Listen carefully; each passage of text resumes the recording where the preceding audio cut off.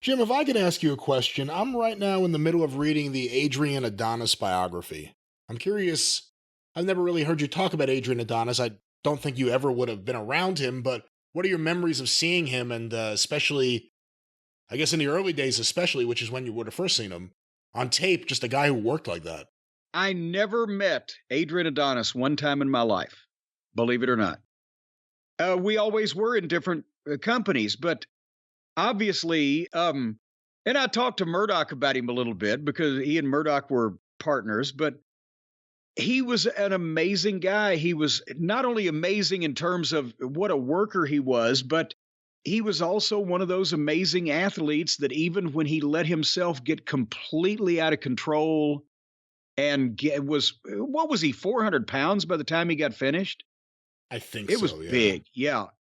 He could still do the shit he could do and take the bumps into the turnbuckle or backwards over the top rope or the backdrop or whatever the fuck. And, honestly, it's sad that a guy that could do all that and was that good couldn't, I mean, it wasn't even like a Yokozuna deal where he was already big and he just got bigger. He started out as a normal sized, big, wrestler. It looked halfway decent and then, went crazy with it.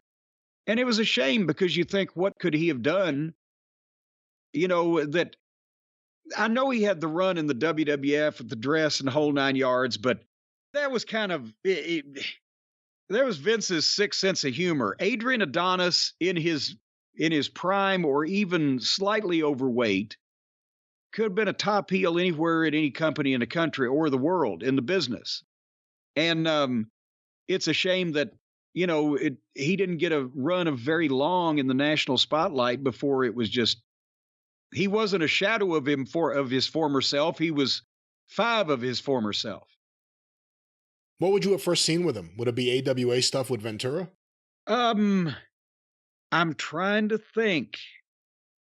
Wherever he was in the latest part of 79 or through 1980 is when I was first starting to get videotapes. He was in Portland, then he went to AWA. Okay, AWA would maybe be the first stuff. And the team, what were they? The East-West connection? That's right.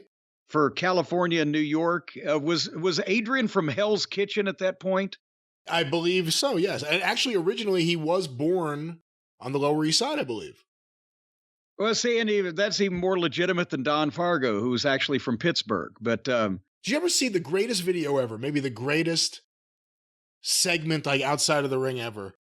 In 84, Gene Okerlund goes to the Bowery. And the Bowery was still a fucked up place back then. Yes, I remember that. Not like it is today, where it's just a bunch of trust fund kids living it up. It was a scary place filled with winos during the day. And Gene Okerlund goes down there with Adrian Adonis. Adrian Adonis was born there, and then he was adopted by a family, I believe, in Buffalo. So he really didn't grow up there at all. He was never there. He was just born there. But he's there pretending like he grew up there and he knows everyone. And they bring Murdoch there. So now you have Murdoch and Adonis with Gene Okerlund in his tuxedo in the middle of the day on the Bowery. Then they go over the Houston Street. Oh, and now wait a minute. Don't gloss over one of the better things with Murdoch from fucking Amarillo and as Texas as you've ever seen to all of a sudden be in the middle of the Bowery in fucking New York was classic culture shock also. But then they start interacting with just winos on the street. And Adrian goes, hey, this is Uncle Joe. And the guy just starts going into it. And then other people start coming up to him. People are yelling from up in their windows. It's the single greatest segment from TNT back then.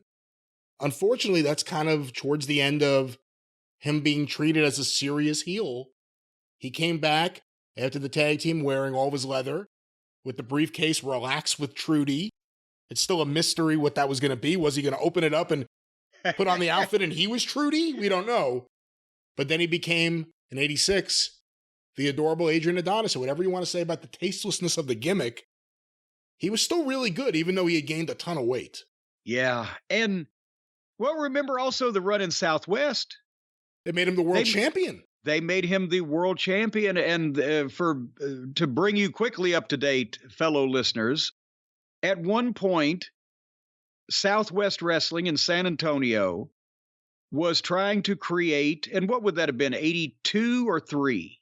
83. Well, remember, it was towards the end. It was early 83 when they fell out with Paul Bosch.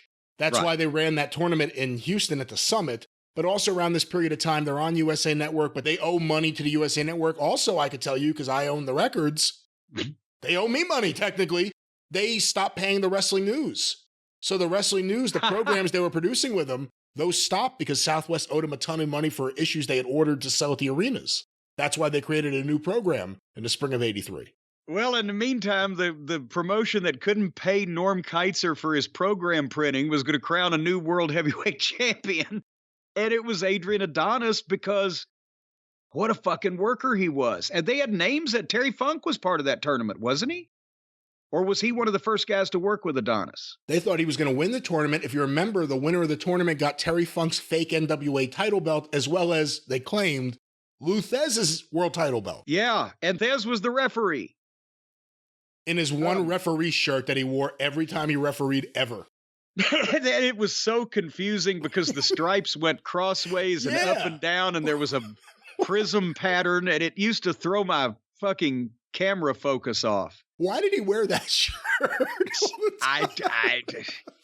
Maybe his wife Charlie had it made for him, and he didn't want to hurt her feelings. She's a lovely lady, but anyway, so that with Adrian Adonis, yes, that was the thing. Is he really came on and had what from the time he broke in as Keith Franks as an underneath guy, when he got a top spot, it was only 5 or 6 years, and then he just ballooned up and was so big and adorable Adrian, and the dress and the makeup and the whole 9 yards, and then he ends up, as the biography you're reading, I'm sure will end up at, on an independent tour in Newfoundland, and runs into a moose.